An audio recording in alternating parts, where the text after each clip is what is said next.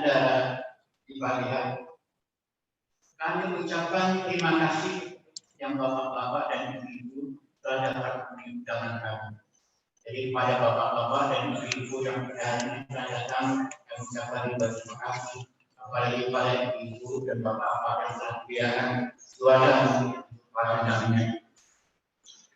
Kemudian daripada itu, bapak-bapak sekalian, karena ini acara singkat, jadi saya mari kita mulai saja acara ini dengan sebaik-baiknya, yaitu bunga setambi, bunga utama, bunga di tanah tengah halaman kepada anak kami Dea Hermawan. Kami persilakan untuk melanjutkan ayat-ayat suci Al-Quran. Kami silakan.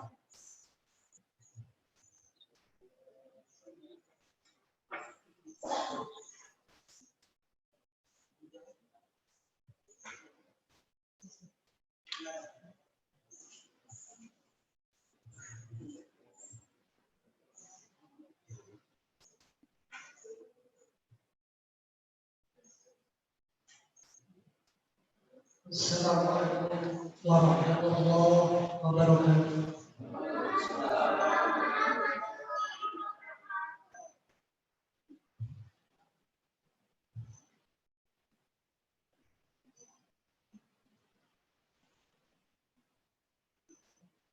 A'udzu billahi minasy syaithanir rajim.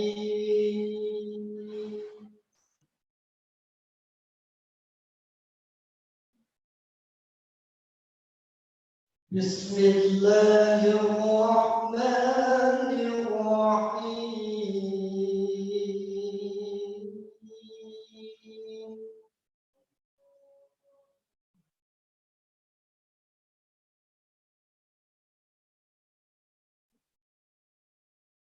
Laqad kana lakum fi rasulillahi uswatun hasanah.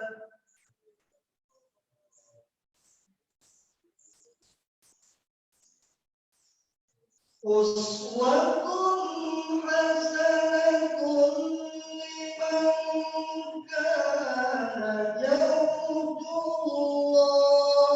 wal yawmal akhir wa dzakarallaha katsiran.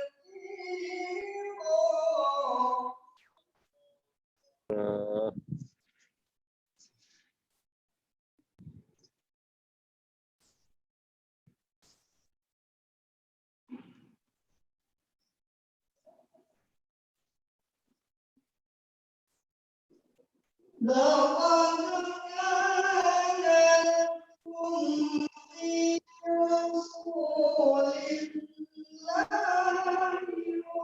أسوة حسنة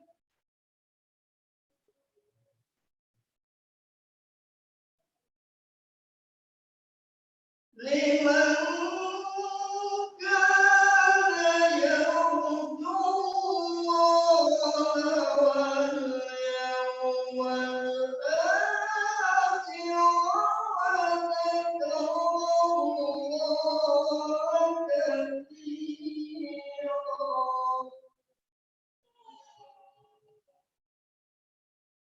ولما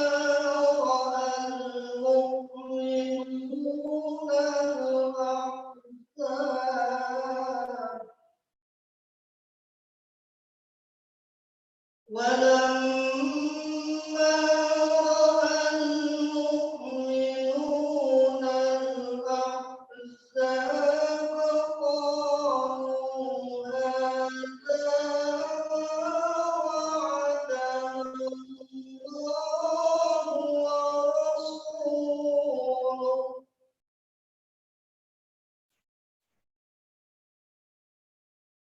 قالوا هذا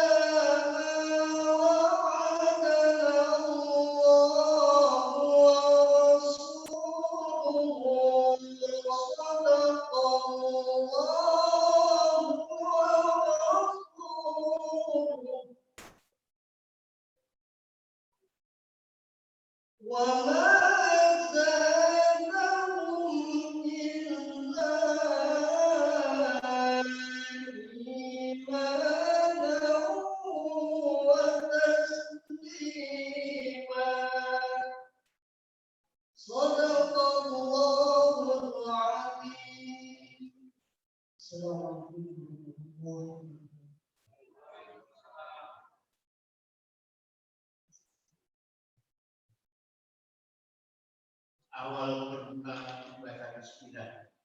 Puja puji hanya kepada Allah.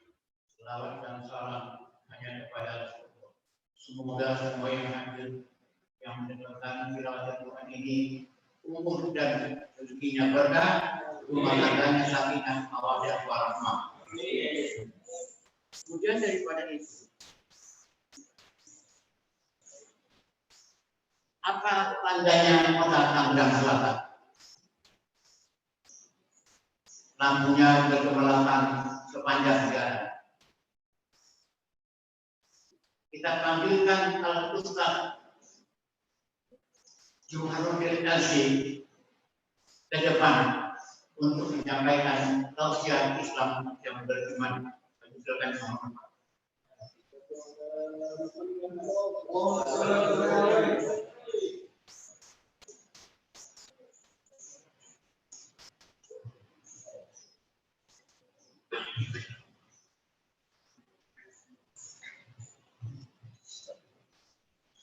Assalamualaikum warahmatullahi wabarakatuh.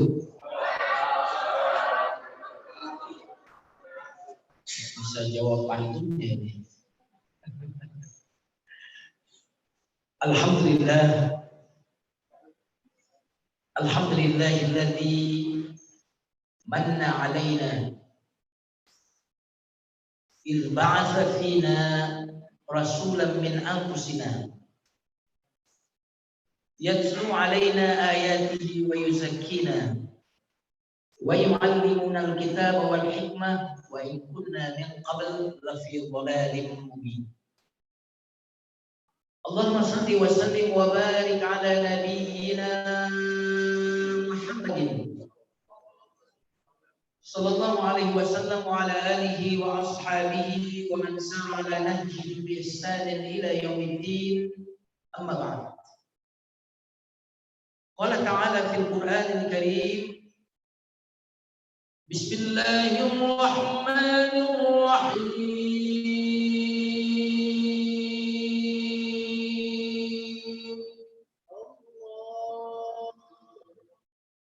لقد كان لكم في رسول الله أسوة حسنة لمن كان يرجو الله واليوم الآخر وذكر الله كثيرا. وقال صلى الله عليه وسلم لا يؤمن أحدكم حتى يكون هواه تبعا لما جئت به. Sadaqallah wa sadaqa Rasulullah sallallahu alaihi wasallam. Yang saya hormati Ketua DKM Masjid Al-Madani, para tokoh, para sesepuh, khusus juga kepada MC kita yang luar biasa. Kalau yang sudah sepuh semangatnya seperti itu, maka yang muda-muda ini insya Allah akan lebih semangat lagi. Amin.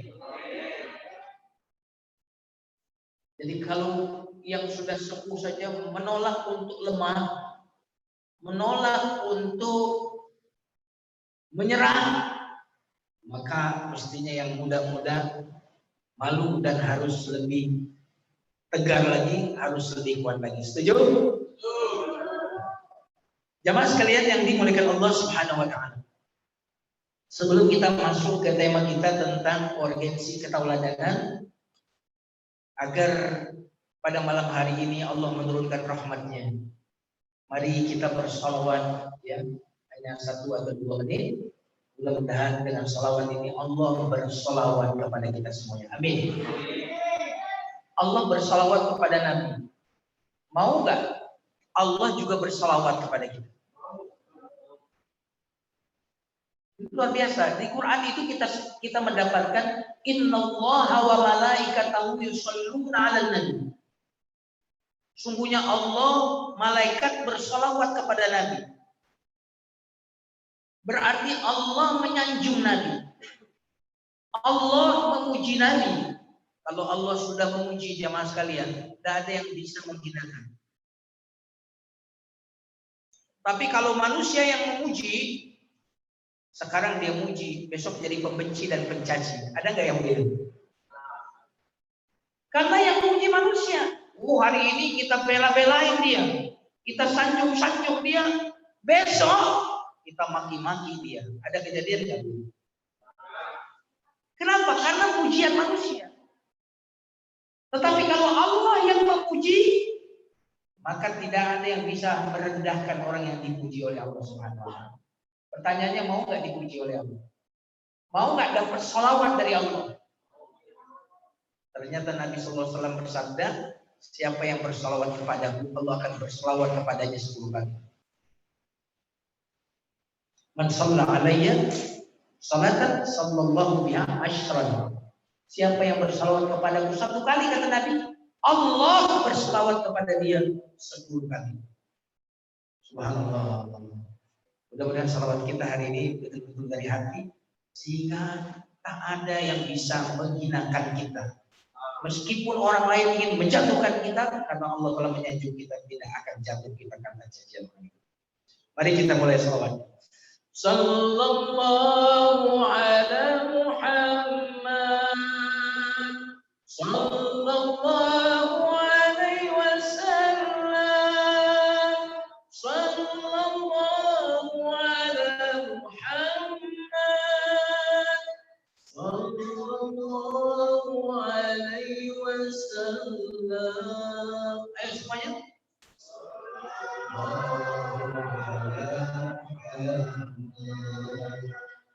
Sallallahu alaihi wasallam, sallallahu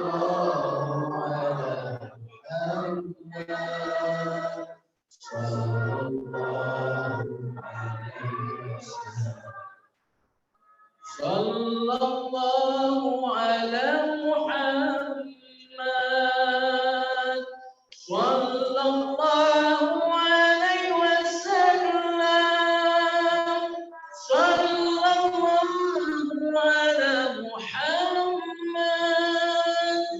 sallallahu alaihi wasallam. Sekali lagi.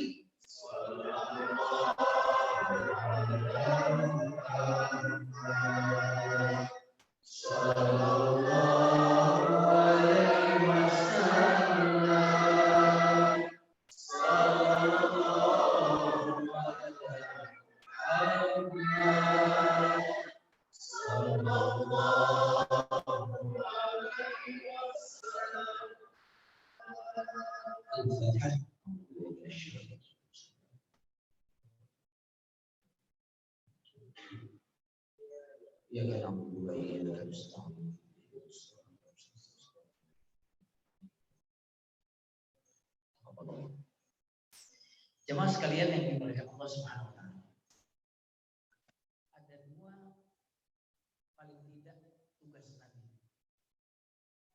Yang pertama adalah tugas tabligh atau mubaligh. Wa ma 'alaika illal balaghul mubin.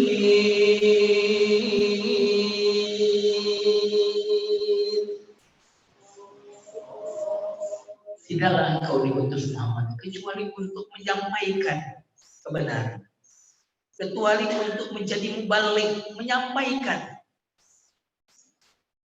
Makanya dalam hadis disebutkan balighu anni walau ayah, sampaikanlah kepadaku tentang aku walaupun 1 ayat. Itu artinya apa? Tahu 1 ayat itu bisa jadi mubaligh. Tapi sampaikan 1 ayat yang kita tahu. Karena Nabi bersabda, sampaikan tentang aku walaupun 1 ayat. Makanya mubaligh itu, Pak, tidak harus dia ustaz. Orang yang mendengarkan ceramah hari ini dan dia mengerti satu ayat, dia bisa sampaikan satu ayat yang dia mengerti. Seandainya ilmu agama ini harus disampaikan hanya oleh seorang yang mengerti secara dalam agama, nggak akan agama ini sampai kepada kita. Tapi sahabat dulu menerima satu ayat, mengerti satu ayat, sampaikan ke yang lain. Mengerti dua ayat, sampaikan yang dia terima. Ini tugas Nabi yang pertama. Kira-kira kalau menyampaikan saja mudah atau susah? Mudah atau susah? Mudah. Tapi tugas Nabi yang paling berat, bahkan tugas orang tua yang paling berat, tugas ustadz yang paling berat, tugas yang kedua ini. Ini yang menjadi tema kita. Apa tugasnya? Kori kita tadi yang luar biasa sudah membacakan ayat ini.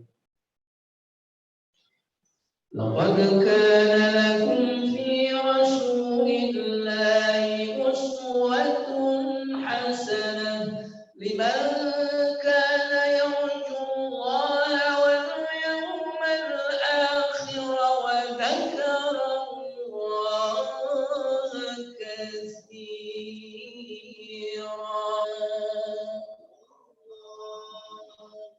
Sungguh pada diri Rasulullah Shallallahu Alaihi Wasallam untuk kalian uswatun hasanah, ada teladan yang baik.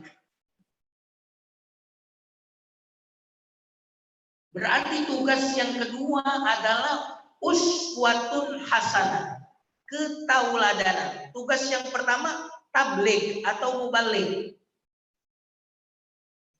Tugas yang kedua uswatun hasanah. Ini yang menjadi kunci sukses. Sebagai nabi kunci suksesnya uswatun hasanah. Sebagai ustaz kunci suksesnya uswatun hasanah. Sebagai pendidik kunci suksesnya adalah uswatun hasanah. Sebagai orang tua kunci suksesnya adalah uswatun hasanah.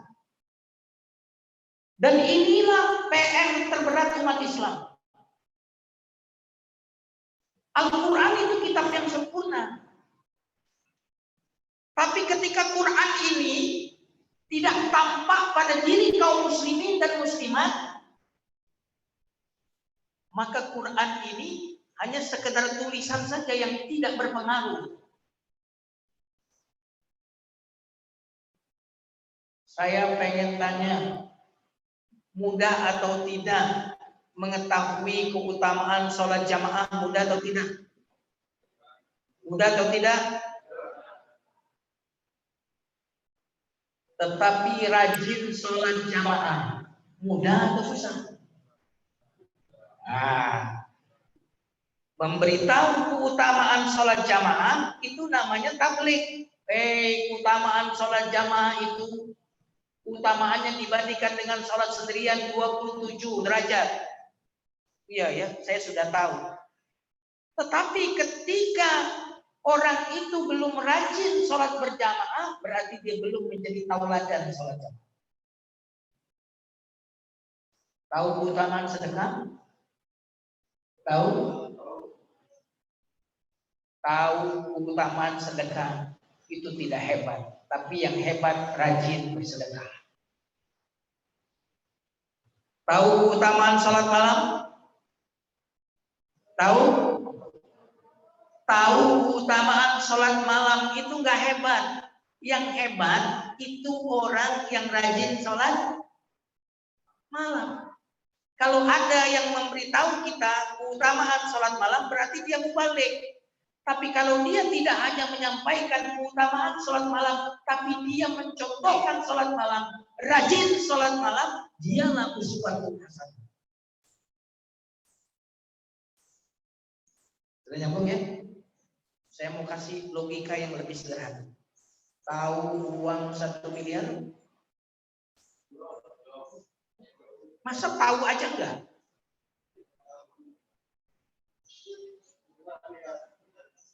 Tahu enggak uang 1 miliar? Tahu enggak mobil Lamborghini? Tahu enggak? Tahu enggak? Pernah lihat mobil Lamborghini?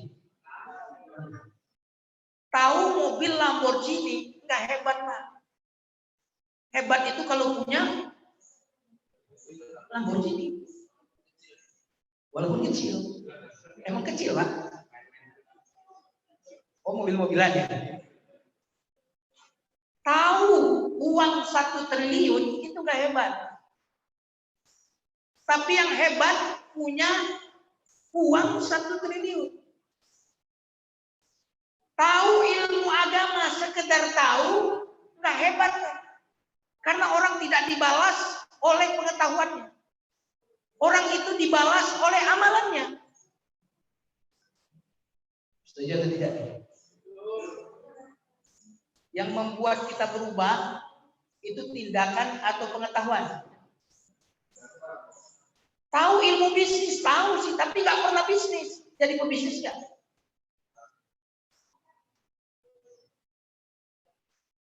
Maka Nabi SAW tugas beliau yang paling berat adalah uswatun hasanah.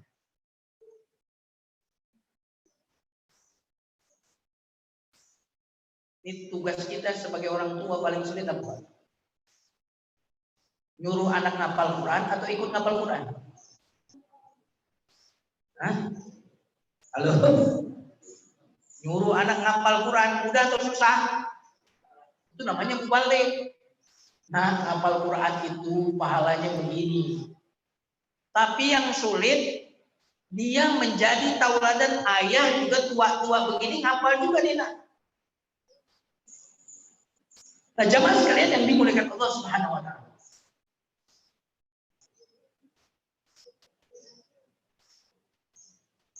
Istilah pendidik, istilah guru, ustadz, ulama, kiai, kehilangan ketauladanan ini Pak seperti menulis di atas air, Pak. Seperti apa?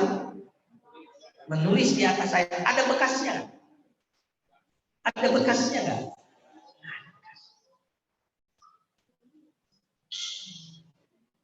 Kenapa tidak berpengaruh? Tidak ada bekas-bekasnya? Karena kata-katanya, kalimat-kalimatnya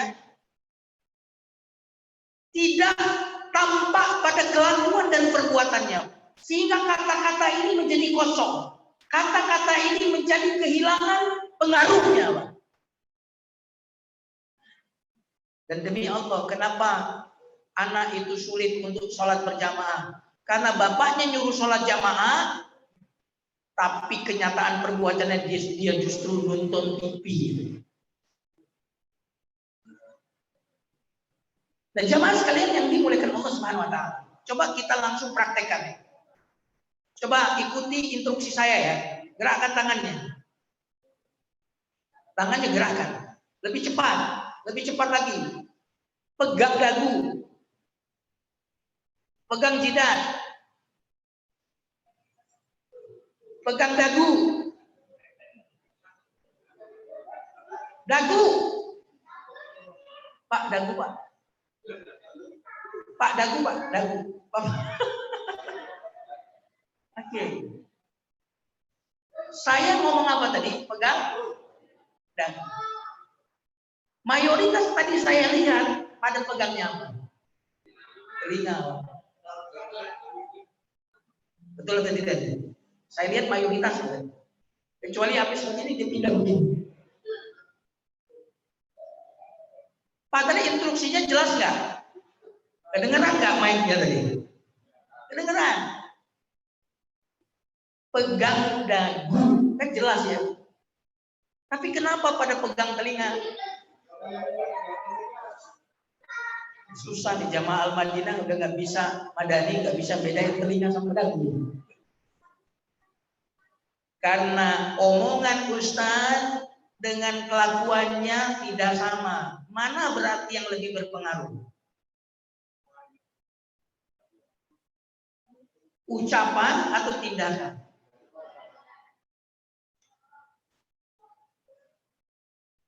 Itu fakta. Yang paling berpengaruh bahkan dalam ilmu pendidikan pun Para ahli mengatakan 83% orang itu lebih dipengaruhi oleh apa yang disaksikan, oleh apa yang dilihat.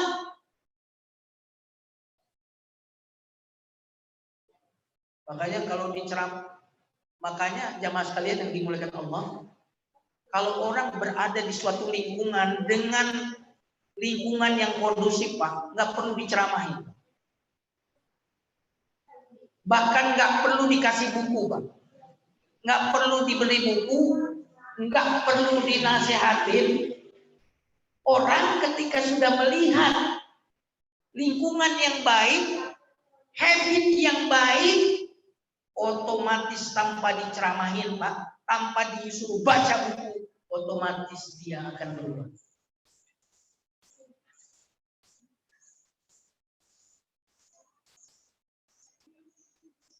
Jemaah sekalian yang dimuliakan Allah Subhanahu wa taala. Orang-orang barat mengatakan kami negara demokrasi. Dia jual demokrasi ke negara-negara muslim. Kenapa nggak laku? Karena mereka berkata demokrasi, tapi mereka sendiri tidak melaksanakan demokrasi. Saya mau bertanya, Pak, kalau ada spanduk bunyinya katakan no kepada korupsi, bagus nggak? Bagus nggak? Spanduknya tulisannya katakan tidak kepada korupsi, bagus. Tapi waktu Bapak ngelihat tulisan itu, Bapak nyinyir atau puji? Halo? Nyinyir atau puji, Pak? Nyinyir. Kenapa?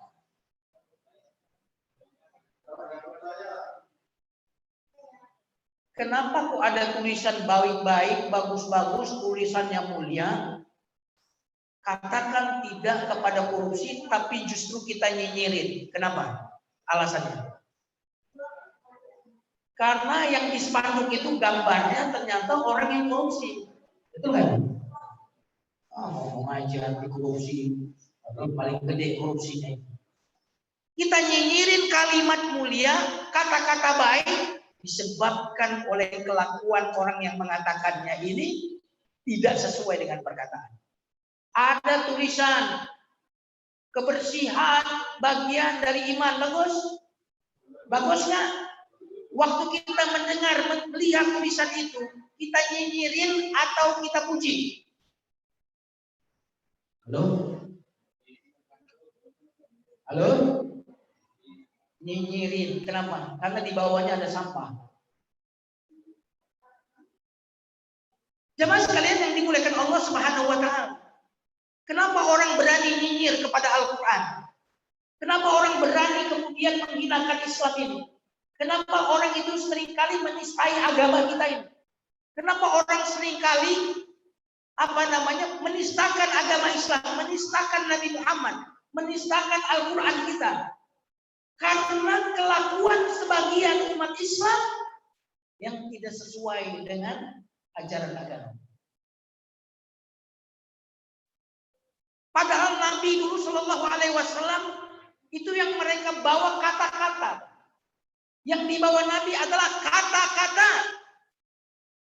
Alam taro kaifa daraballahu masalan kalimatan thayyibah. Tidakkah kalian memperhatikan perumpamaan yaitu kalimat thayyibah? Apa itu kalimat thayyibah? La ilaha illallah.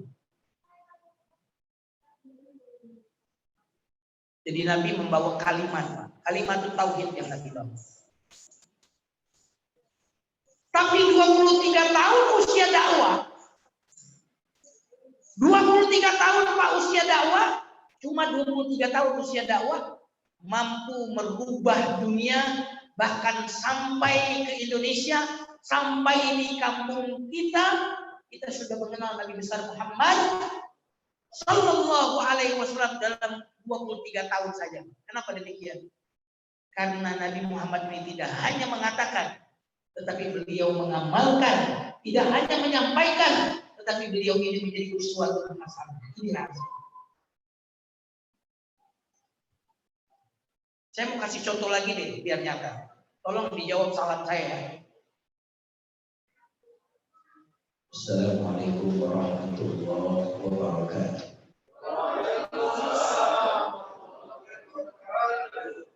Sekarang saya rumah. Assalamualaikum warahmatullahi wabarakatuh.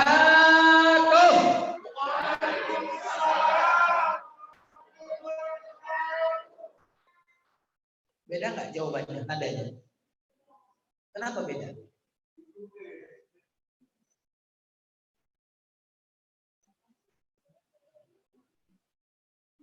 Warung aja Pak, warung yang antri panjang, biasanya kita ikut antri nggak? Kita nanya sama yang di depan kita, emang ini enak? Gak tahu, lah kok mau ngantri? Habis pada ngantri, ujung-ujung ngantri. Nah jamaah sekalian yang dimuliakan Allah Subhanahu Wa Taala, inilah alat pengaruh yang paling hebat adalah bukan mengatakan, tetapi alat pengaruh yang paling hebat adalah melakukan. Yang disebut di dalam Al-Quran adalah uswatun.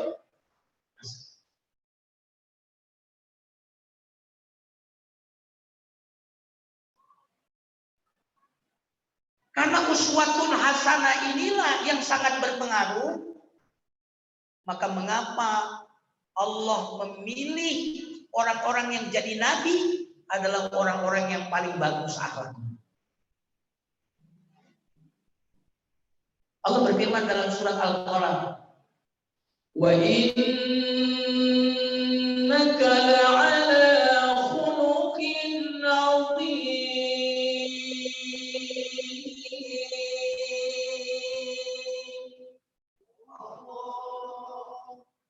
Wa innaka, sesungguhnya engkau Muhammad la'ala khuluqin 'azim. Engkau berada di atas akhlak yang agung. Nih, bahasa Al-Quran itu keren. Ini akhlak yang agung. Muhammad SAW, engkau berada di atasnya. Nyambung? Wa innaka, sesungguhnya engkau Muhammad la'ala, berada di atas akhlak yang agung. Kalau akhlak yang agung ini kita ibaratkan ini, Nabi Muhammad berada di atas akhlak ini, berarti Nabi Muhammad itu mengalahkan bahkan akhlak yang agung pun kalah sama beliau. Itu makna yang pertama.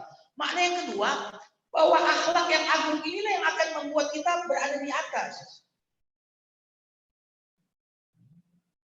Engkau berada di atas akhlak yang agung, berarti akhlak yang agung ini membuat kita berada di mana?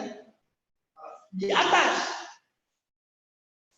Maka kalau kita ingin berada di atas, kalau kita ingin mendapatkan ketinggian, kemuliaan, maka syaratnya adalah kita berada di atas akhlak yang agung.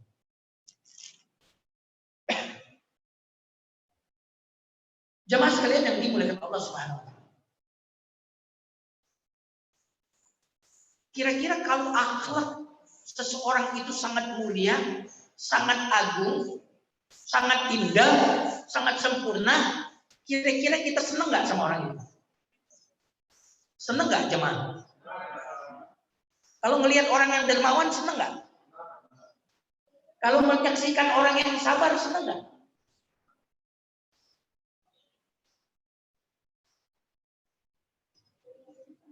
Kalau orang melihat kita ini orang yang amanah, dia percaya nggak sama kita?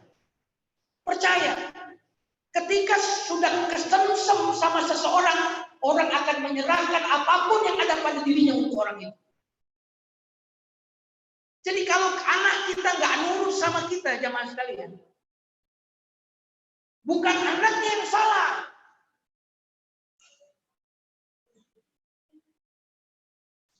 Tapi kita lah yang salah.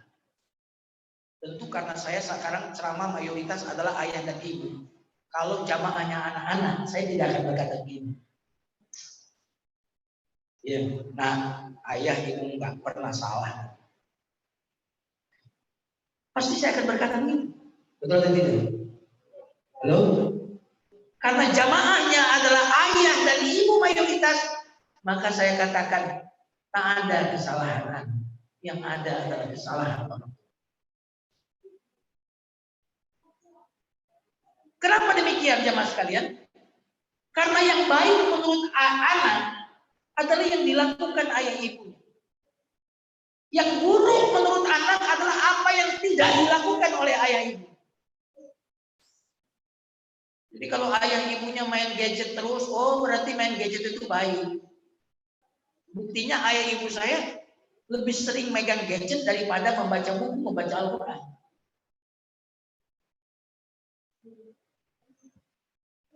Halo, terdiam semua nih. Karena yang baik menurut anak adalah sesuatu yang dilakukan oleh ayah ibu. Yang buruk menurut anak adalah yang ditinggalkan oleh ayah ibu. Kalau ayah ibunya nggak pernah baca Quran, oh berarti baca Quran itu buruk. Kalau ayah ibunya nggak pernah ke masjid, berarti sholat ke masjid itu buruk. Ayah ibu saya nggak pernah. Kalau ayah ibunya nggak pernah baca buku itu buruk. Itulah definisi baik dan buruk menurut anak. Yang baik adalah yang dilakukan oleh ayah ibu saya. Yang buruk adalah yang ditinggalkan oleh ayah ibu saya. Jamaah sekalian yang dimuliakan Allah. Maka kita perlu melakukan gerakan ketauladanan, Pak. Entah apa yang bisa kita mulai, misalkan sholat berjamaah, mengajak anak-anak yang laki-laki kita untuk ke masjid, ada gerakan itu nggak lama akan viral, Pak. Orang yang jelek-jelek aja bisa viral, apalagi yang baik-baik. Ada gerakan-gerakan, sebuah tindakan, itu akan mudah sekali viral. Nah, jamaah sekalian yang dimuliakan Allah Subhanahu wa Ta'ala. Inilah pengaruh ketauladanan itu. Dia membuat kata-kata memiliki sihir. Saya ulang lagi. Kata-kata memiliki sihir. Tapi ketika tidak ada tindakan, kata-kata ini kehilangan magnetnya, kehilangan daya sihir.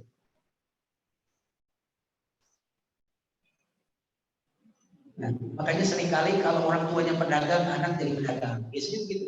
Orang tuanya jadi dokter, biasanya jadi dokter. Orang tuanya PNS, biasanya cita-cita anak-anaknya jadi apa?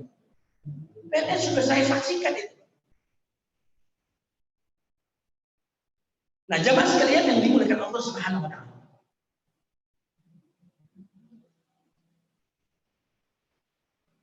Alam semesta itu adalah Quran yang diam, Quran yang tidak berbicara, itu alam semesta.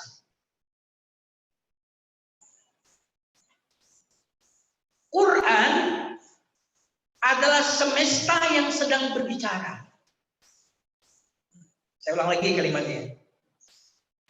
Ini memang biasanya kalau ceramah maulid tuh di tempat-tempat yang lain ustadznya yang lucu-lucu. Kalau saya ini memang gayanya begini. Gayanya serius ya, mohon maaf ya Bapak ya. Apa ya? Apa? Oke. Alam semesta adalah Quran yang diam, maksudnya tidak berkata-kata. Quran adalah semesta yang sedang berbicara.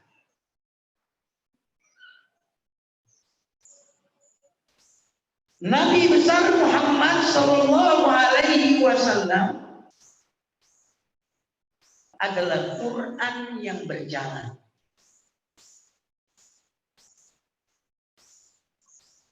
Maka ketika Bunda Aisyah radhiyallahu anha ditanya, apa akhlak Nabi? Jawabannya apa? Jawabannya apa?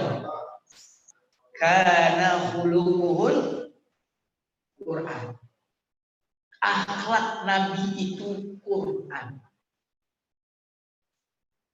Berarti Quran itu bukan cuma teori pada Nabi, tetapi menjadi akhlak. Ini pertama poinnya. Yang kedua, ini menunjukkan seluruh isi Al-Quran adalah akhlak. Bukannya ada akidah Ustaz. Bukannya ada ibadah Ustaz. Akidah, ibadah, tujuannya untuk akhlak. Nah, jamaah sekalian yang dimuliakan Allah Subhanahu wa taala. Pak, di sekolah itu kalau ada sekolah, di sekolah itu ada apa aja, Pak?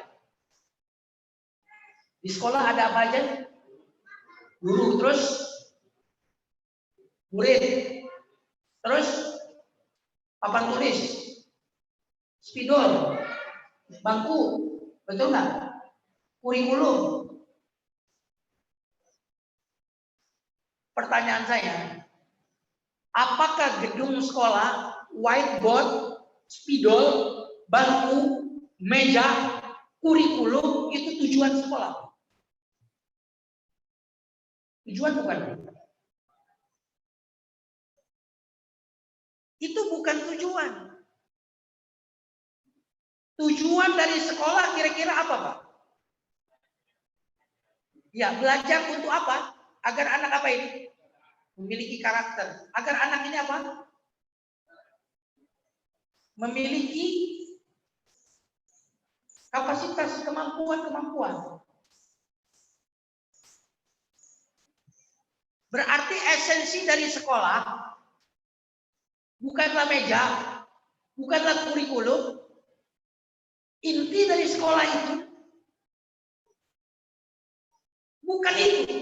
Tapi inti dari sekolah membentuk karakter anak. Betul atau tidak? Maka saya ingin katakan, sholat, puasa, zakat, haji, itu hanya seperti bangunan, meja, kursi, whiteboard, bukan tujuan. Tapi tujuan daripada ibadah itu sendiri adalah akhlak. Kenapa, Pak? Karena itu casing. Saya mau bertanya, pernah nggak lihat di sosmed ada rumah makan bentuknya pesawat? Pernah lihat? Rumah makan bentuknya pesawat. Saya mau tanya, itu pesawat atau rumah makan? Hah? Itu rumah makan bentuknya pesawat. Kenapa nggak disebut pesawat, Pak? Karena inti dari pesawat apa, Pak? Terbang. Mohon maaf, ada yang lebih ekstrim. Ada rumah makan yang ornamennya itu, Pak, toilet. Pernah lihat? Di sosmed. Piring makannya itu kloset. Pernah lihat? Apakah itu toilet atau rumah makan? Rumah makan. Kenapa kok tidak disebut toilet? Karena fungsi toilet untuk buang hajat, betul nggak? Betul atau tidak? Agama ini fungsinya untuk membentuk akhlak, membentuk karakter. Maka ketika sholat, puasa, zakat, haji tidak membentuk itu semua, ibarat sekolah tadi tidak mencetak orang-orang yang berkarakter. Inilah rahasianya mengapa Allah tidak memuji sholat Nabi. Padahal Nabi itu sholatnya hebat. Allah tidak memuji puasa Nabi. Padahal Nabi itu puasanya luar biasa. Allah tidak memuji haji Nabi. Bahkan Allah tidak memuji hafalan Nabi. Tampang lahirnya Nabi. Allah tidak puji, Pak. Padahal beliau semua sempurna di semua itu. Apa yang Allah puji atas Nabi Shallallahu Alaihi Wasallam? Wa innaka la'ala khuluqin azim.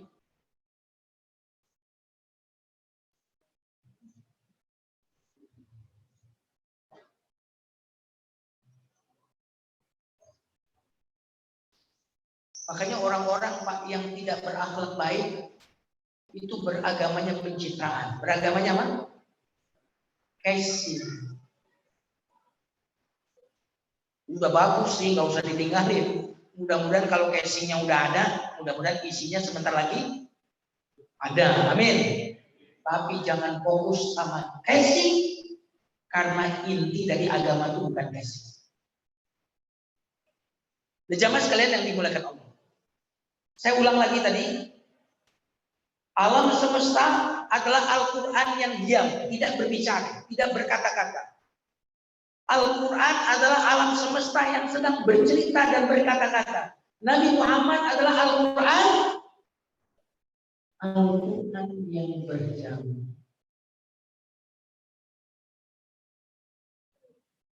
Maka ketauladanan yang menjadi tema kita malam hari ini adalah bagaimana setiap muslim menjadi Quran yang berjalan.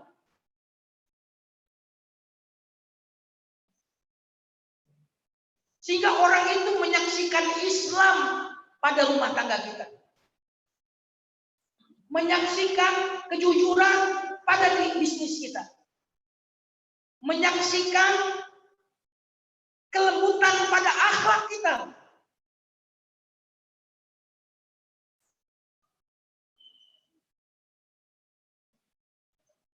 Nah, ini yang tidak ada. Sehingga Pak, kenapa kok nasihat-nasihat kita di depan anak kita itu kok seringkali tidak masuk? Seperti menulis di atas air, gak ada bekas. Karena uswah kita tidak ada. Nah, jemaah sekalian yang dimuliakan Allah Subhanahu wa taala.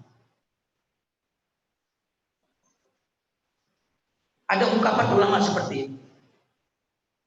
Ketauladanan satu orang di hadapan 1000 orang lebih berpengaruh Pak daripada ceramah 1000 orang di hadapan satu orang. Saya ulang lagi.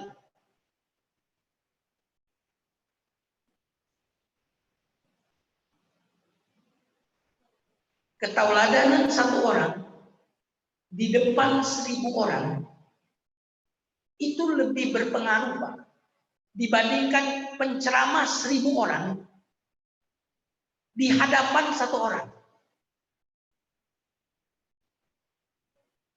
Ini dahsyat ya kalimat ini. Diulang lagi ya. Ketauladanan satu orang di depan 1000 orang lebih berpengaruh dibandingkan penceramah 1000 orang di depan satu orang. Yang diceramain satu orang Pak, penceramahnya 1000 orang, nggak terlalu ngepek. Tapi ketauladanan satu orang di hadapan 1000 orang itu pengaruhnya luar biasa. Makanya agama masuk ke Indonesia ini bukan oleh penceramah, bahkan bukan oleh buku Pak. Bukan oleh buku. Saya di Mesir, Pak, menuntut ilmu dengan guru-guru di Mesir itu. Saya beli banyak buku. Tapi saya mau bercerita, kalau saya berubah, justru bukan karena itu semuanya. Apa yang membuat saya berubah waktu saya di Mesir?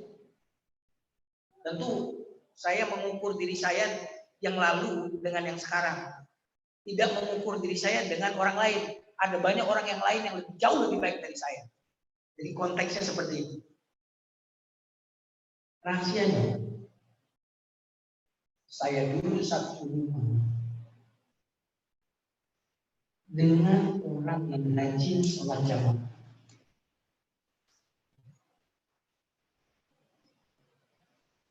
Saya nggak enak nyebut nama aja di sini, karena kalau nyebut nama, orangnya saat ini sudah sering masuk TV juga, orangnya juga sering rutin ngisi dari radio juga, sahabat saya, satu rumah dengan saya. Jadi saya tidak pernah diceramain, cuma bilang gitu, yuk sholat yuk, jamaah yuk. Dia yuk begitu sampai lewat aja. Tiap hari saya melihat dia sholat berjamaah itu, tiap hari. Saya malu satu rumah kok dia sholat jamaah. Saya enggak. Itu cuma malu, nggak enak aja Pak. Karena nggak enak. Itu setelah saya 2 tahun di Mesir. Jadi kejadian itu 2 tahun berarti sholat jamaah nggak begitu rajin. Padahal ya 2 tahun di Mesir, masa sih nggak tahu keutamaan sholat jamaah? Kan nggak mungkin ya. Sudah 2 tahun kok kuliah agama nggak tahu keutamaan sholat jamaah, itu nggak mungkin. Ayat-ayatnya dulu 2 tahun itu kami harus minimal hafal 4 juz Al-Quran. Berarti secara teori saya sudah tahu ayat-ayat jamaah itu. Tapi apa yang membuat saya berubah? Seluruh teman yang satu rumah dengan saya itu sholat jamaah ke masjid. Saya malu akhirnya ikut-ikutan. Ikut-ikutan Pak, bukan kesadaran, gak enak. Setelah saya ikut, tiba-tiba kok merasakan enak ya sholat jamaah. Kok nikmat ya, kok tenang ya hati. Akhirnya apa? Kecanduan. Kecanduan sholat jamaah. Siapa yang di sini dulu sholat jamaahnya awalnya ikut-ikutan, katakan. Di sini kesadaran semua ya. Kalau ustadznya, kalau kita ingin berceramah tentang rasa durian kepada orang yang belum pernah cicipi durian, kita berceramah menjelaskan rasa durian kepada orang itu. Seluruh kamus tentang durian itu kita ceritakan ke dia tentang rasa durian. Kira-kira orang ini mengerti atau tidak? Hah? Mengerti atau tidak? Enggak akan. Mana cara yang paling cepat Pak untuk membuat dia mengerti rasa durian? Halo? Belah durian. Belah durian. Kita udah susah-susah nih. Dan ternyata ketauladanan itu membuat orang tidak sedang berteori, Pak. Dia menyaksikan, dia melihat kejujuran pada kita, dia melihat cahaya pada diri kita. Melihat, Pak, orang bisa berbeda-beda, Pak, pemahaman tentang kata-kata. Betul atau tidak? Ketika ada ceramah, ini tingkat pemahaman kita berbeda-beda. Ada tulisan, tingkat pemahaman kita beda-beda. Tetapi kita semua sama ketika kita melihat objek dengan mata kepala kita. Ini dahsyatnya ketauladan. Ternyata rumus sukses mendidik istri, mendidik suami, mendidik anak-anak adalah kita menjadi tauladan. Mbak usah banyak ngomong. Bahkan anak kita itu kalau sering diomongin apa? Pasti ngomongin ini lagi nih kan. Betul atau tidak? Aku udah tahu Abi mau ngomong apa. Bener enggak, Bu? Aku tahu Mama mau ngomong apa. Tahu.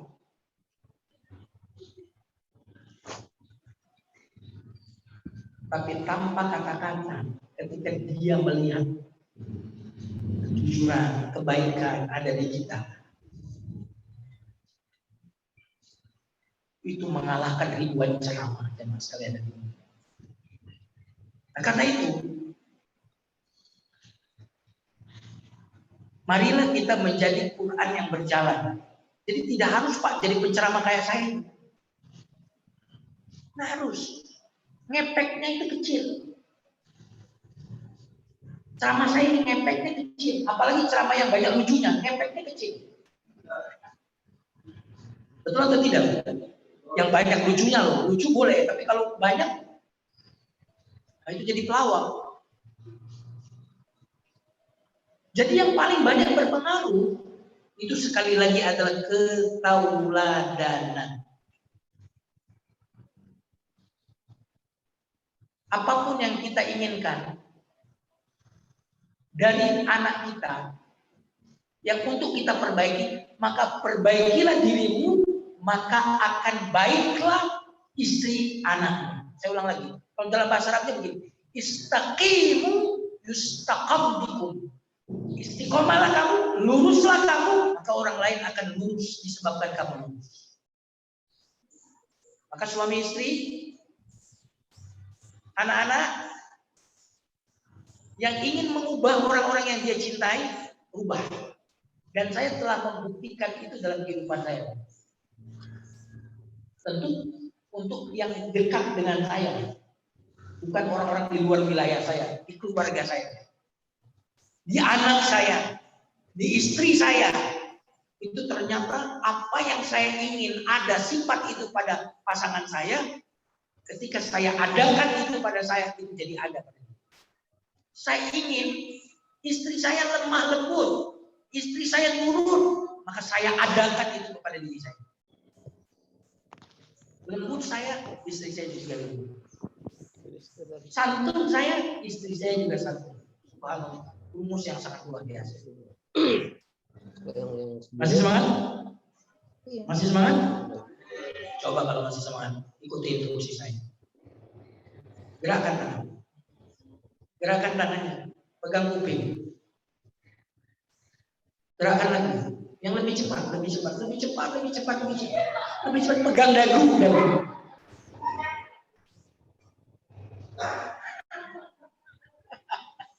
Masih ada ternyata yang masih pegang jidatnya. Berarti konsentrasinya sudah mulai lemah. Ya. Dan jemaah sekalian yang dimuliakan Allah Subhanahu wa taala. Ketauladanan.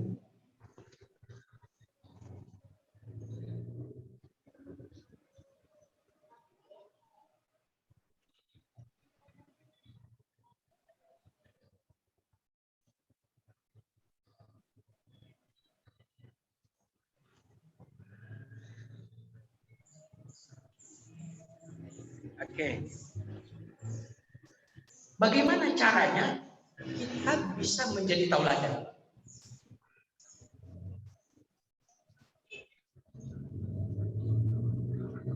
Yang pertama, al-ikhlas. Apa Pak? Al-ikhlas. Saya jujur, selain tadi kisah di Mesir dulu, ada lagi kisah dalam hidup saya yang ingin saya sharing. Ustadz yang paling banyak mempengaruhi hidup saya sekali lagi tidak ingin menyebut namanya.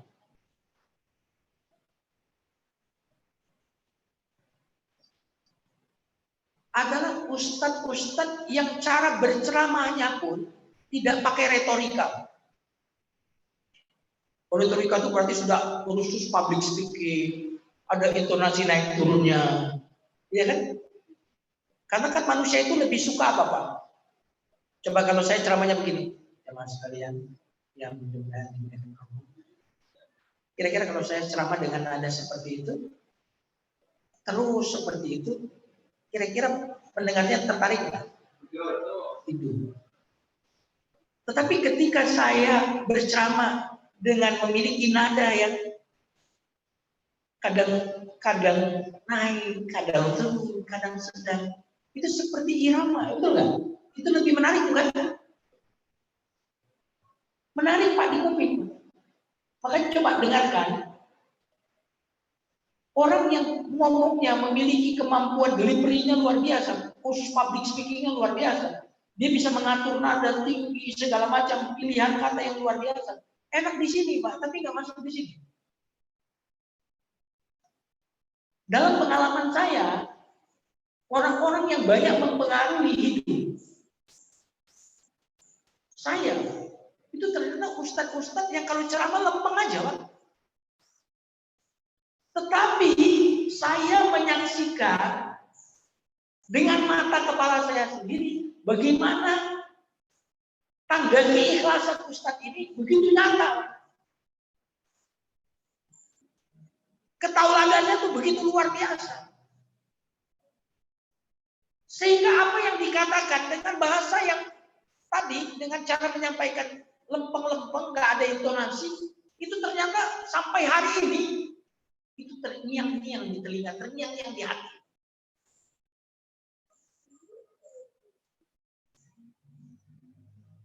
Ini jamaah sekalian yang dimuliakan Allah Subhanahu wa taala. Maka kata kunci untuk menjadi tauladan adalah al-ikhlas. Ikhlas menyampaikan itu.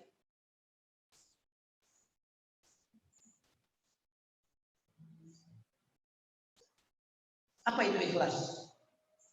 Innamal a'malu binniyat. Amal itu tergantung niat. Ikhlas adalah ketika kita meniatkan seluruh yang kita lakukan itu karena Allah. Pertanyaan saya, kalau semua yang kita lakukan karena Allah, kalau itu motivasi kita, kira-kira sikap kita kalau ikhlas baik atau tidak?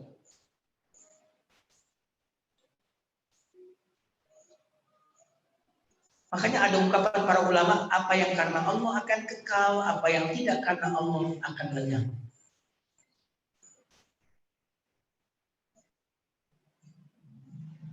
Makanya terkadang ada ceramah yang orang lain mengingatnya, kita udah lupa. Ustaz, saya ingat ceramah Ustaz sekian tahun yang lalu. Kalimat ini yang saya ingat. Kok saya bilang, kok dia ingat yang itu ya? Nggak ingat ceramah saya yang adu. Oh, mungkin saat itu saya lebih ikhlas kali. Waktu ceramah yang kedua saya kurang ikhlas. Sehingga yang diingat oleh dia itu yang itu. Berbekas.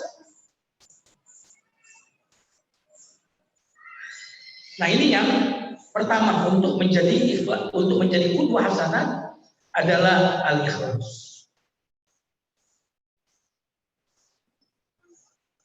Katanya apa yang dari hati akan sampai ke mana? Hah? Coba kalau mau nasihati istri, menasihati suami, menasihati anak, coba diniatkan dulu karena Allah saya menasihati. Itu bisa berpengaruh sangat luar biasa. Yang kedua, jamaah sekalian yang dimuliakan Allah Subhanahu wa taala. Agar kita bisa menjadi tauladan adalah al-ilmu. Kita harus menambah ilmu.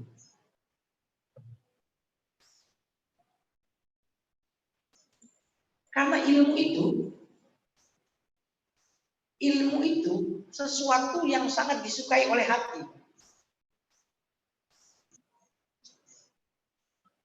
Makanya orang-orang yang berilmu itu punya wibawa yang sangat luar biasa. Maka ketika kita menambah ilmu plus ikhlas, wah kekuatan yang luar biasa.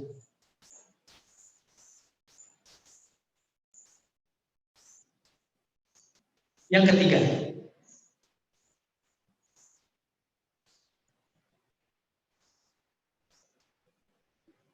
akhlak yang baik. Contohnya apa? Senyum. Tentunya ramah.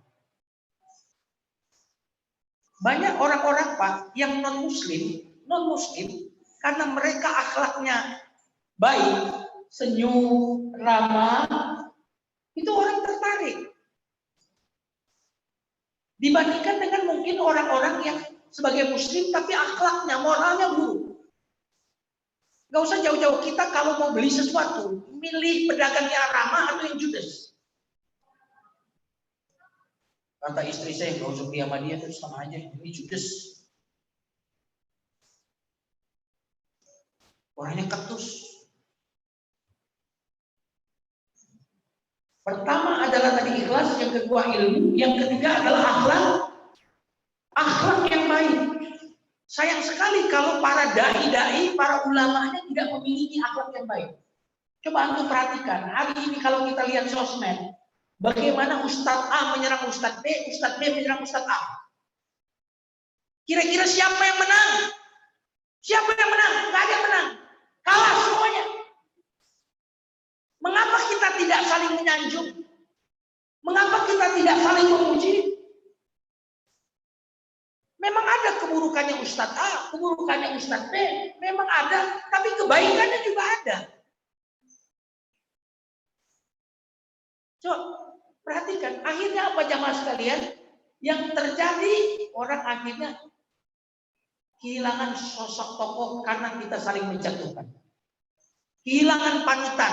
ditambah lagi musuh-musuh memang ingin menyampaikan berita buruk tentang tokoh-tokoh itu. Karena media itu punya filosofis, bad news is good news, good news is no news. Betul tidak? Filosofis media kan begitu ya. Bad news, ada berita bagus nih. Bang, itu Ustadz Anu cerai. Berita bagus dibilang. Tapi kalau ustadznya mau sakinah, mawaddah, warahmah, nggak ada beritanya tuh. Ustadz ngajak istrinya umroh, nggak ada beritanya tuh. Tapi kalau ustadz berantem sama istrinya, katanya good news. Kita juga begitu kadang-kadang, kita kayak wartawan juga. Wartawan itu bad news is good news, sama kita. Kita kalau ada musibah cerita melulu. Kalau ada masalah, share. Jadi sosmed isinya ngeluh-ngeluh kayak wartawan. Nah, jemaah sekalian yang dimuliakan Allah Subhanahu wa taala. Akhlak yang baik. Dengarkan ini ya. Ini malam ini yang akan saya sampaikan sekarang ini, Pak, agak tajam. Mudah-mudahan semua kita tersinggung. Mudah-mudahan apa? Tersinggung. Dengarkan ini. Apabila tetangga kita, orang yang bersahabat dengan kita, tidak tertarik untuk mendekatkan diri mereka kepada Allah setelah bergaul lama dengan kita, itu tanda bahwa kita belum beragama dengan baik. Saya ulang lagi ya kalimatnya ya. Masih semangat? Kalau saya tanya masih semangat, jawabannya tetap semangat. Masih semangat? Masih semangat? Takbir! Allahu Akbar!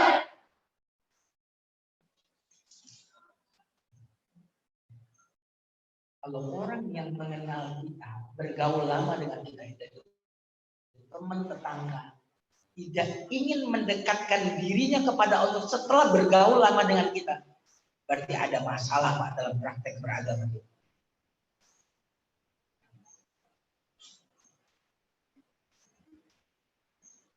Setuju atau tidak? Setuju nggak? Kalau praktek beragama kita udah bener Pak, tetangga itu sering ngobrol sama kita, yang tadinya nggak kenal masjid jadi kenal masjid. Yang tadinya nggak pernah datang ke pengajian tuh pengen datang ke pengajian. Kenapa? Dia salut sama kita. Gue lihat hati ente, gue lihat tuh nggak pernah susah ya, mukanya tuh senang-senang aja. Dengar-dengar kemarin ada musibah, tapi kok kamu kok tenang aja ya, nggak kelihatan seperti orang stres. Oh bisa ya? Lalu diceritanya, sebenarnya sedih juga. Tapi karena saya rajin ke pengajian, saya mendapatkan beberapa tausiah yang menguatkan saya. Begitu gitu. Jadi sebagian tausiah yang disampaikan oleh Ustaz Ayu. Luar biasa. Ini kapan tuh Ustaznya ngisi di situ kapan? Saya pengen ngaji deh. Kalau tidak ya. Melihat anak-anak kita yang sopan, yang santun, yang ramah, berbudi pekerti, orang lain akan bilang, yang anak bapak ini kok bisa nih? Sekolah di mana sih?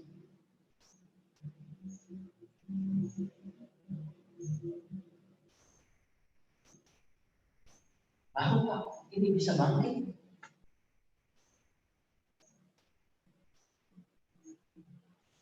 Tapi kalau mereka tidak melihat akhlak ibu-ibu yang rajin ke pengajian, misalkan, nggak melihat akhlak baik, gua sih mendingan Ibu Anu tuh yang nggak pernah ke pengajian. Itu Ibu Anu tuh nggak pernah pengajian itu. Akhlaknya bagus, ramah, sopan orangnya. Dan mauannya luar biasa. Ibu Anu tuh rajin ke pengajian, tapi mulutnya itu pedes. Harga cabai lagi mahal. Jadi orang tidak tertarik ke pengajian, tidak tertarik kepada agama ini. demikian? Karena tidak menjelma menjadi keteladanan. Nah, jamaah sekalian yang dimuliakan Allah.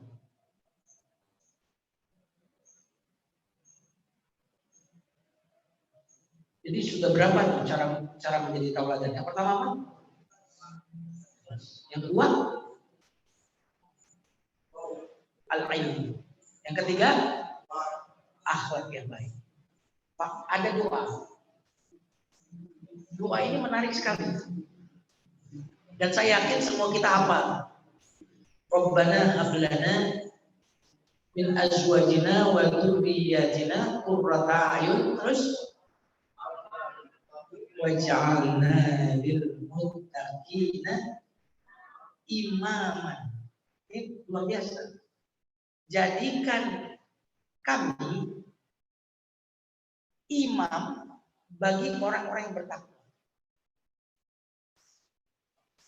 Kira-kira imam itu diikuti atau mengikuti? Hah? Itu doa dari Quran itu. Jadikan kami ini imam. Imam itu seakar dengan kata amam. Amam itu artinya di depan. Imam itu pemimpin. Berarti ayat itu ingin mengatakan jadikan kami ini yang terdepan, pioner, yang diikuti, yang menjadi tauladan. Kenapa demikian? Karena ketika kita diikuti dan mereka mengikuti kebaikan kita, Pak, maka kita juga mendapatkan pahala orang yang mengikuti kita. Bayangkan, Pak, sekarang ini Nabi besar Muhammad SAW berapa pengikutnya, Pak? Semua pahala orang yang beriman kepada Allah itu Nabi Muhammad mendapatkan pahala itu.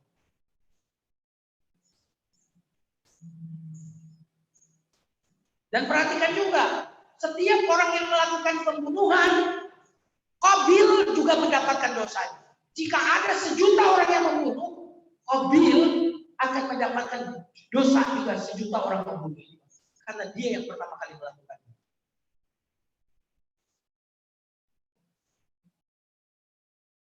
Nah, jamaah sekalian yang dimuliakan Allah Subhanahu wa taala, maka doa kita waj'alna lil muttaqina imama, jadikan aku yang terdepan. Jadikan aku yang teladan ya Allah, jadikan aku ini orang yang diikuti bukan orang yang mengikuti. Jangan jadi pengekor. Itulah mengapa, Pak, umat Nabi Muhammad SAW itu nggak boleh tasyabbuh, nggak boleh menyerupai orang kafir. Jangankan di dalam hatinya, akidahnya, bahkan di dalam cara berpakaian pun, cara makan, itu kita disuruh menyelisihi mereka. Kenapa demikian? Karena pesannya jangan jadi pengekor, tapi jadilah pioner, jadilah pemimpin. Jadilah orang yang mempengaruhi, bukan orang yang dipengaruhi. Nah, jemaah sekalian yang dimuliakan Allah Subhanahu wa taala.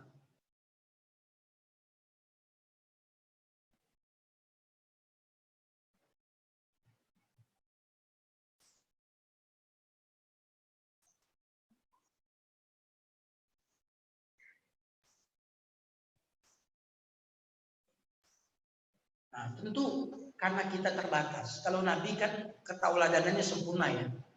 Betul atau tidak? Ibadahnya hebat. Dagangnya hebat. Sebagai suami dia hebat. Sebagai pemimpin tertinggi dia hebat. Nabi hebat di semua bidang. Maka Pak, cara menjadi tauladan, pilihlah satu ibadah yang kita andalkan. Ibadah-ibadah yang wajib tentu itu semuanya harus kita lakukan. Tapi ada ibadah di luar ibadah wajib yang menjadi andalan kita. Yang orang lain kemudian kalau melihat kita, ingat amalan itu dan dia ingin meniru. Tentu akan lebih sempurna kalau seluruh kebaikan kita menjadi yang terdepan, kita akan menjadi qudwah hasanah bagi orang lain. Dan jemaah sekalian yang dimuliakan Allah Subhanahu wa taala. Terakhir,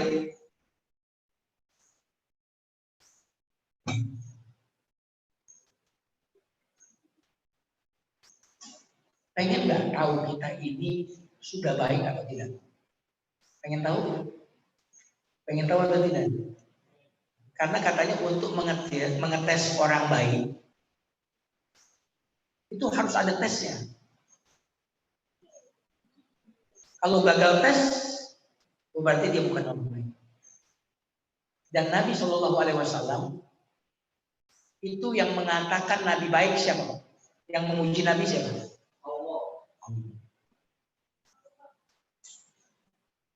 Berarti pesan yang pertama,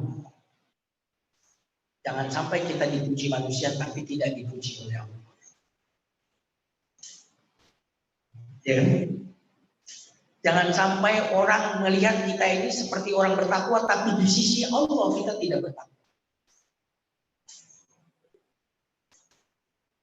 Karena itu kita harus benar-benar target kita itu disanjung Allah, dipuji Allah, bahkan jika manusia pun menghina kita. Daripada kita dipuji manusia, disanjung manusia, tapi kita hina di mata Allah. Ini makanya Nabi itu dipuji oleh siapa?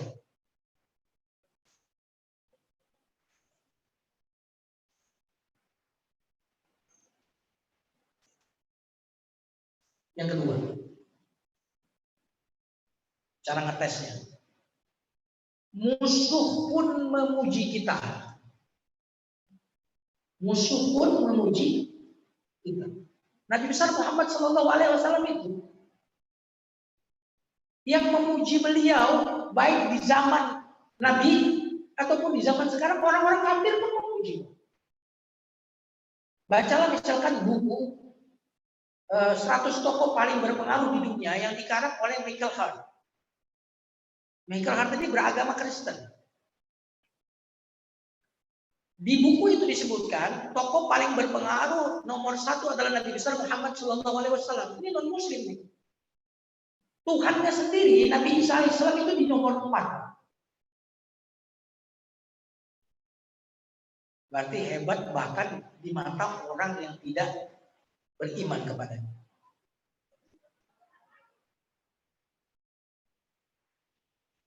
Ini luar biasa. Kira-kira nih Michael Hart bisa menyimpulkan Nabi di nomor 1. Kira-kira beliau itu sudah membaca buku tentang Nabi nggak ya? Kira-kira sudah. Kira-kira buku dia yang sudah dia baca untuk memutuskan Nabi itu ranking pertama. Kira-kira cuma 1 buku atau banyak buku? Banyak buku. Dia Muslim atau non Muslim tadi? Hah? Non Muslim. Bapak-bapak, ibu-ibu Muslim nggak? Muslim kan? Sudah punya buku tentang Nabi.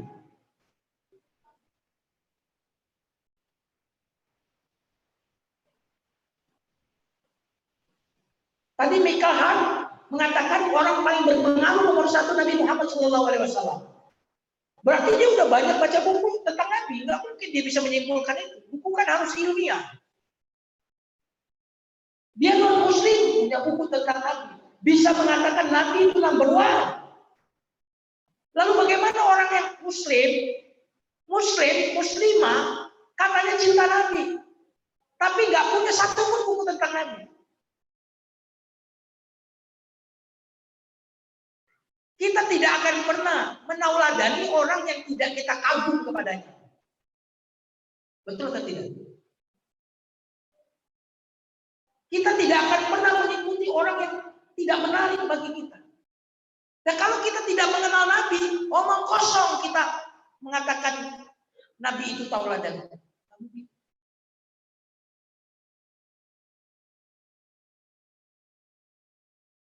Jamaah sekalian yang dimuliakan.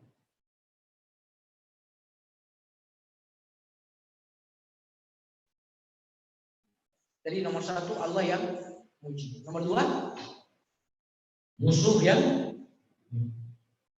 ini tesnya nih. Nomor 3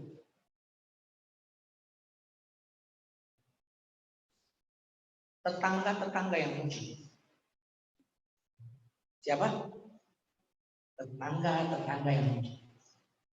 Nabi Muhammad SAW itu pengikut beliau sampai di haji terakhir itu 100.000 haji wada. 100.000 sahabat. Pertanyaan saya, 100.000 yang beriman kepada Nabi ini, ada nggak yang menceritakan kejelekan Nabi?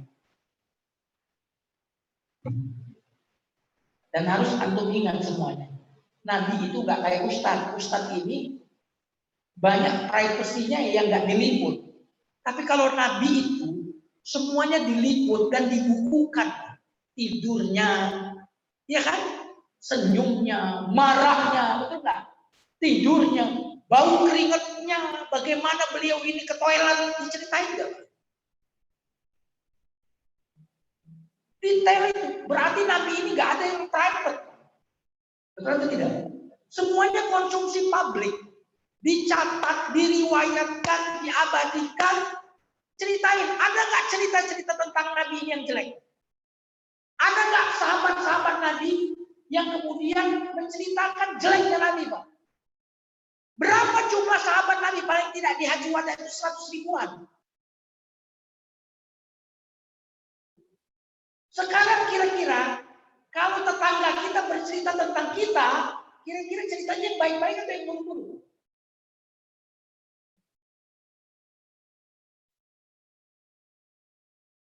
Ini penting banget ini.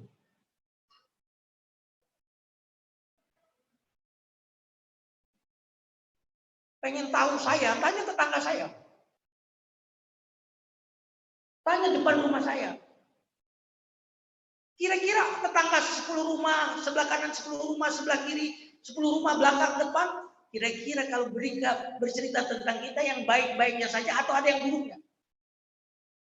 Ngeri kan? Tapi Nabi SAW, seluruh sahabat makin hari kenal Nabi, makin jatuh cinta kepada Nabi. Bapak dengan saya ceramah di sini, nanti kalau udah bersahabat sama saya, boleh jadi kemudian Bapak, oh ternyata Ustaz Jum itu begitu. Ternyata Ustaz Jum begitu. Alangkah banyaknya orang yang di media sosial atau di layar televisi, kita kenal dia sosok yang luar biasa, tetapi pas kita berinteraksi dengan dia, entah itu soal keuangan, entah itu soal bisnis, atau dalam perjalanan, ketahuan aib. Betul tidak?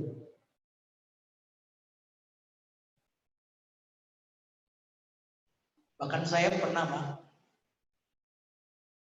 ngobrol, lalu jamaah ini bilang gini, enggak, saya nggak minta ceritain apa-apa. Ustadz kenal Ustadz Fulan. Kenal siapa yang kenal dia? Oh itu kelihatannya lemah Ustadz. Saya kan pernah jadi asisten bla bla bla bla. Saya nggak minta ceritain, dia cerita. Di publik, wah keren. Tapi ini di sini ceritanya dulu. Tapi lihatlah Nabi, sahabat beliau begitu banyak dan semuanya nggak ada satupun yang menceritakan keburukan. Padahal Nabi mengatakan apa? Balighu anni walau ayat. Ceritain ya tentang aku ceritain ya. Jangan sampai disimpan-simpan tentang aku. Apapun yang kalian lihat tentang aku, sampaikan. Ada nggak Ustadz yang bisa begitu ngomong? Yang ada kalau Ustadz tolong ya sampaikan yang baik-baik aja tentang saya. Masalah rumah tangga saya itu bukan urusan publik. Betul. Betul atau tidak? Kalau Nabi enggak, balighu anni walau ayat. Makin lama orang kenal Nabi, makin jatuh cinta. Dan kira-kira orang makin lama kenal kita, makin jatuh cinta atau makin enak? Bu, makin lama ngelihat suami, makin cinta atau makin enak? Bu?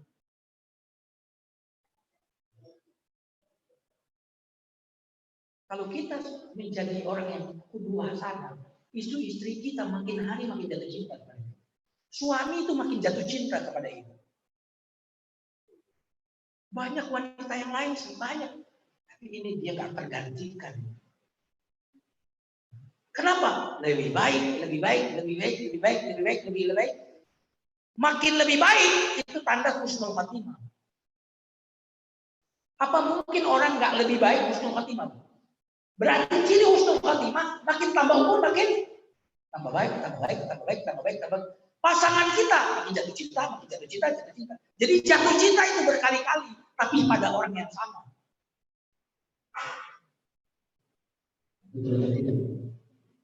Halo? Masih semangat? Masih semangat? Terakhir, terakhir.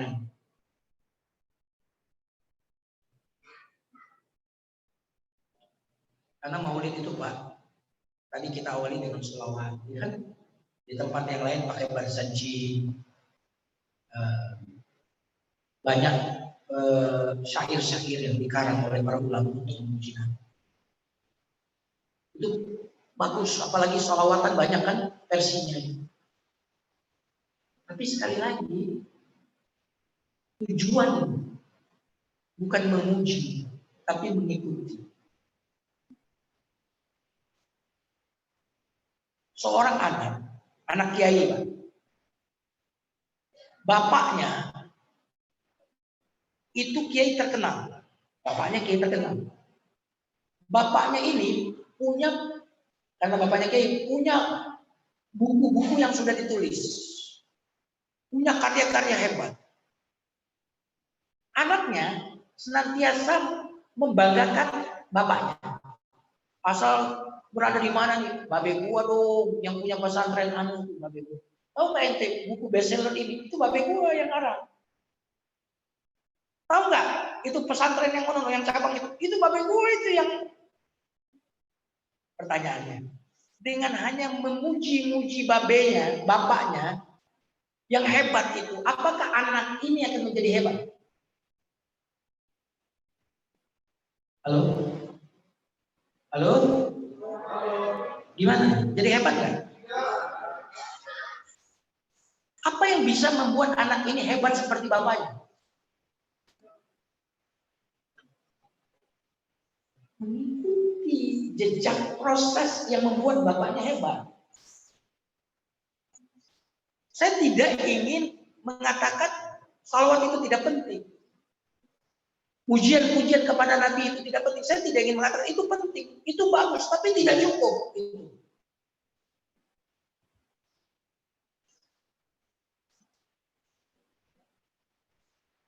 Nah, maka kita perlu meneladani ini. Terakhir, tadi tesnya Allah yang muji, yang kedua musuh, yang ketiga apa? Yang keempat ini, kalau yang nomor 2, nomor 3 lulus, Pak. Yang terakhir ini nggak lulus. Siapa itu? Ketika yang memuji kita adalah pasangan kita, istri atau suami serta anak kita yang memuji.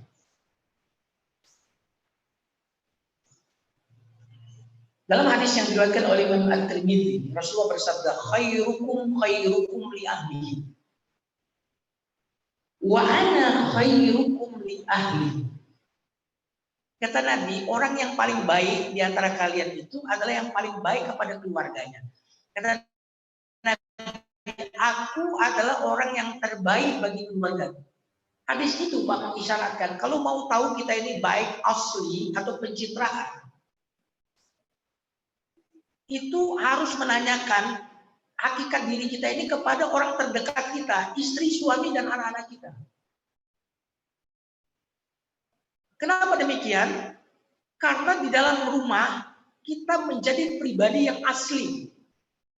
Nggak ada pencitraan. Betul atau tidak? Kalau di luar kita lemah lembut, betul nggak? Nggak enak sama orang lain. Sama istri orang aja lembut. Ibu mau kemana? Gitu kan? Pas kepleset ibu itu, aduh hati-hati ya Bu. Nggak apa-apa kan? Kalau istri orang lain. Kalau istrinya yang kepleset, mata lo di mana? Anak orang jatuh juga begitu, aduh nggak apa-apa kan? Nggak apa-apa. Perlu diobatin sama om. Kira anaknya yang jatuh.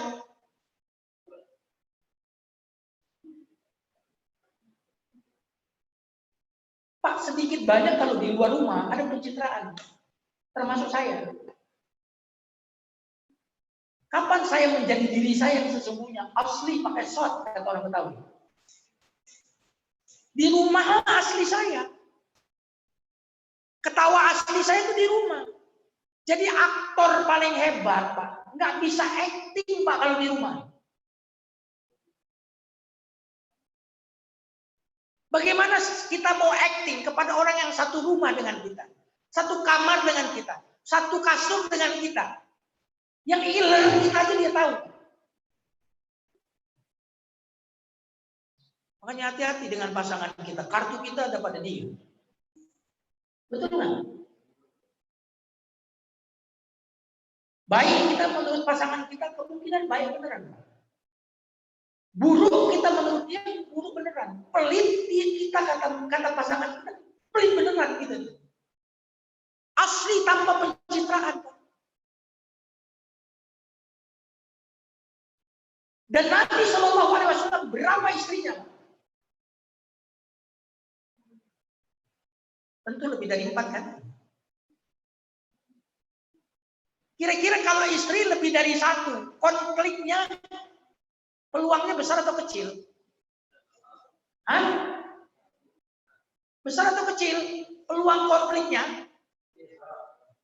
Kecil.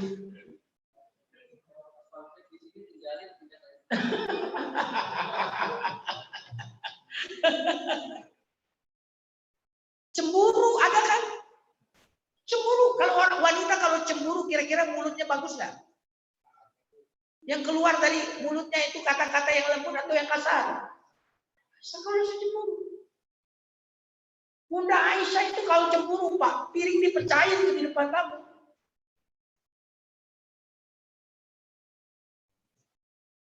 Tapi saat cemburu pun dia tidak pernah mengatakan kalimat yang membuat Nabi itu dihinakan. Makanya ketika Bunda Aisyah ditanya, apa akhlak Nabi? Jawabannya apa? Yang ngomong istri. Bukan jamaahnya Ustadz yang ngomong. Bukan. Akhlaknya Ustadz apa? Oh, kata jamaah, akhlaknya Quran. Jamaah yang ngomong.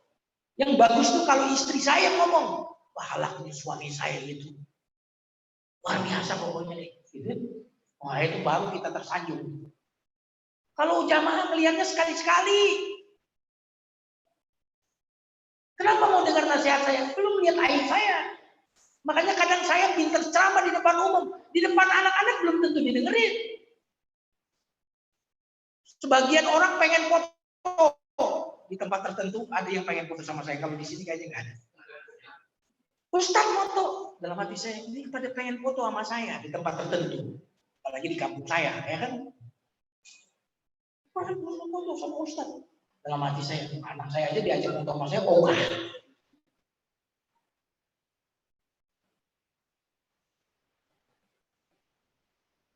apa kata Bunda Khadijah radhiyallahu anha ketika Nabi mendapatkan wahyu? Pertama kali Nabi gemeteran di Gua Hira. Ketakutan. Kata Nabi, Zamiluni, selimuti aku. Wahai istriku, aku takut terjadi hal yang buruk bagiku, wahai istriku. Aku takut aku ini kerasukan setan. Dengarkan apa kata Bunda Khadijah. Kalla wallahi la yukhzikallahu abada. Tidak, Allah tidak akan menghinakanmu, wahai suamiku, karena engkau itu menyambung segala berkata dengan jujur.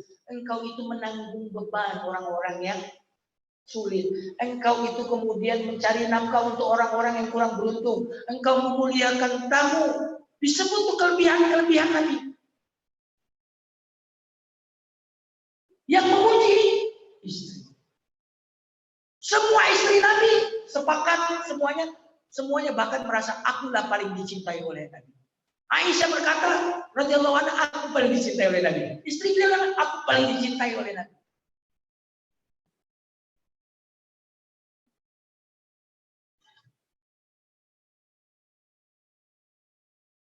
PR besar bagi kita. Jangan sampai kita baik di luar rumah. Dermawan, traktir teman-teman. Istri nggak pernah ditraktir. Betul nggak, Bu? Bu, baik ramah sama orang lain, tapi di rumah nggak ramah. Maka Nabi ini subhanallah. Memang beliau bukan kelihatan baik, tapi benar-benar baik. Sehingga beliau betul-betul menjadi teladan, sehingga pengaruhnya dahsyat. Nah kita mari yuk kita berhenti dari kelihatan baik. Yuk kita menjadi benar-benar baik. Jangan menjadi orang yang kelihatan takwa, tapi benar-benar menjadi takwa.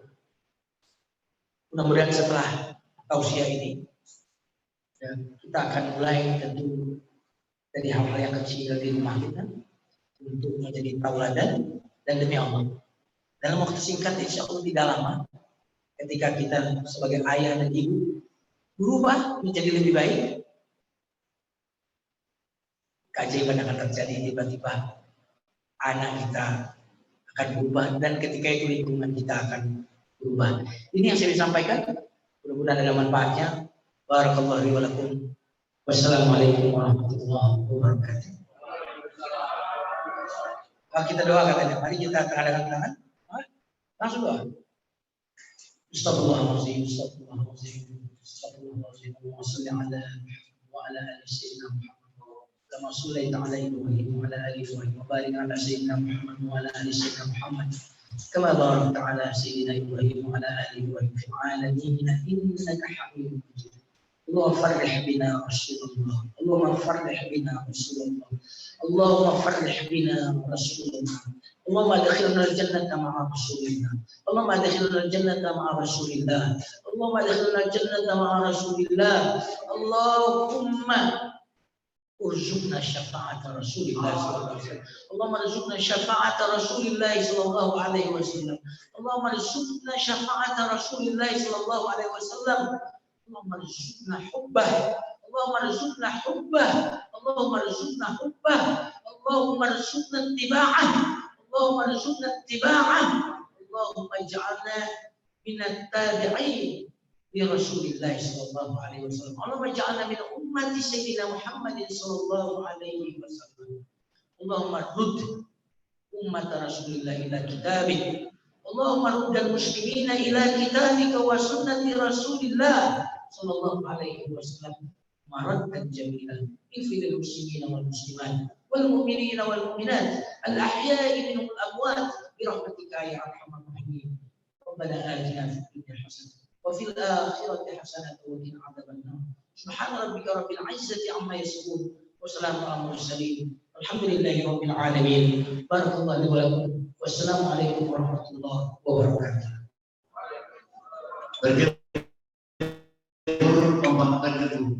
Berjubur ombak di tepi pantai. Bersyukur kita bersyukur acara hari nanti telah selesai. Kalau ada jalan yang patah, jangan simpan di dalam. Kalau ada kata tutur kami yang salah, jangan sampai dan kalau ada kain yang punya basah, dijemput kami hari. Untuk sementara kita berpisah memiliki kesempatan kita kembali. Wassalamualaikum warahmatullahi wabarakatuh. Waalaikumsalam. Luar biasa pantunnya.